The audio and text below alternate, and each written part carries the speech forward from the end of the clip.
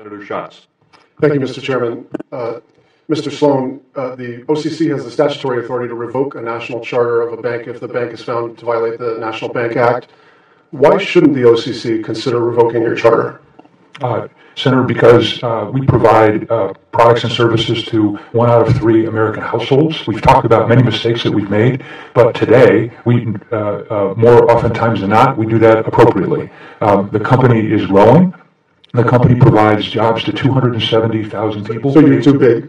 No, we're not too big at all. I'm just reinforcing that every day we have 270,000 team members that go out and say. That sounds like what you said, is that the reason that your charter shouldn't at least be considered for revocation is the first thing out of your mouth was your size. No, the first thing out of my mouth was our customers, that we serve 1 out of every 3 customers. We take that responsibility very seriously. When you look at the bank in totality today, we're doing many more things right than we are wrong, but I appreciate that today we're talking about Wells Fargo 1 year later and the changes that I've... Sure.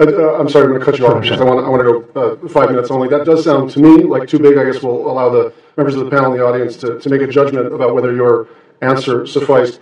I'm not an expert in banking, so I want you to explain this to somebody back home. Mm-hmm. You made $21 billion in profits last year.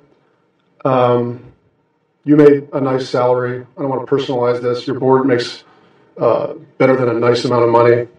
You were COO when a lot of this went down, and now you're CEO. So explain to the man on the street why this is fair.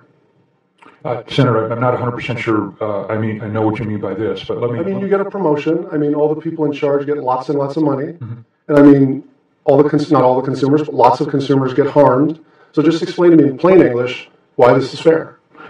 Senator, I've taken responsibility for the mistakes that have been made at the company. I'm taking action in my role as CEO to make Wells Fargo a better bank than it was a year ago. It'll be a better bank in the future. We're taking concrete action, and we're providing... I'm proud of the fact that our bank is the largest small business lender, the largest home lender. We make a difference to Americans every day. You deserve... Yeah. You deserve the right... I only have 2 more minutes. It just occurs to me that it's only in financial services, it's only in this industry where people can make such massive errors and there doesn't appear to be accountability.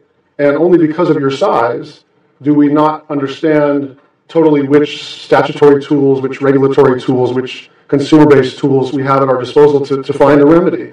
At a briefing for our staff, Wells Fargo representatives explained that the banks would make goodwill payments to customers who had their cars repossessed and their credit trashed as a result of auto insurance that you bought for them.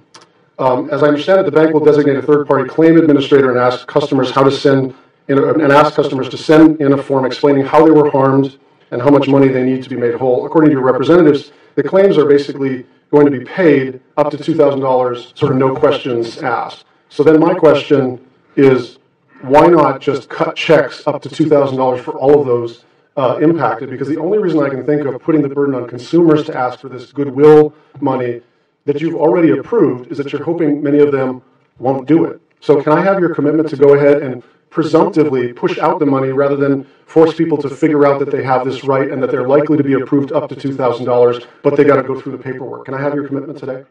No. What you have my commitment is that we are making the $500 goodwill payment to every one of those customers, whether they were impacted or not. And you have my commitment that we will make sure that we'll make it right for those customers to the extent they were impacted. If we need to do more than $2,000 to make it right, we will do that. Can you please provide the committee with a list of all legislation that Wells Fargo has lobbied for or against since 2010? We'll respond to whatever inquiry you'd like us to respond to. That's my inquiry, if you could respond in writing for the committee. Thank you. Thank you.